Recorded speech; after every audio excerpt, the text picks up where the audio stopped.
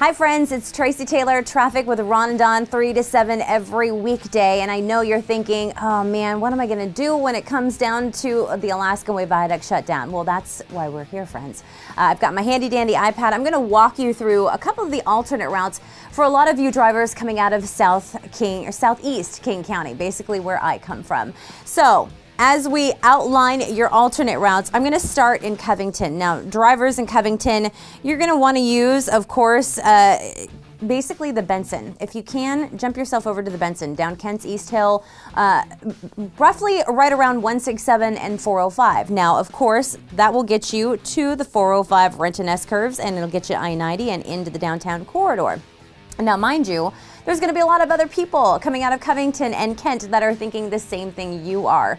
Some people are creatures of habit. I myself are one of those. So if you are coming out of Kent and you normally use northbound 167, again, you can use northbound 405, or you can go southbound 405 and take that northbound 5 corridor. Now, in previous videos, I talked about coming out of Pierce County and drivers out of Federal Way and even SeaTac by using 599. Now, I think that's one of the most underutilized roadways, and it's kind of one of those super secret ways to get you into the downtown area without sitting in bumper-to-bumper traffic along northbound I-5. So again, northbound 599, not a bad option. It will eventually lead you to East Marginal Way off the 1st Avenue South Bridge and basically take you to 1st Avenue South, 4th Avenue South, or if you want to, you can use Airport Way South. Of course, that takes you along the I-5 corridor and into parts of Georgetown and on that back side of the stadiums. Again, you're going to fight a lot of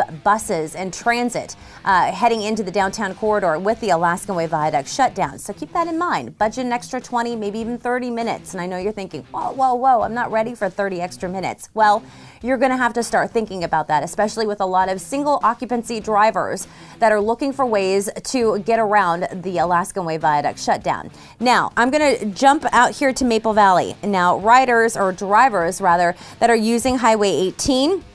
I know I do. I use 18 quite frequently, actually, especially since I know that that's an easier way to get myself to I-90. So once again, Maple Valley drivers using Highway 18 up Tiger Mountain Summit and take I-90 basically all the way in to the downtown corridor. Now, it will add an extra possibly 15-20 minutes onto your drive.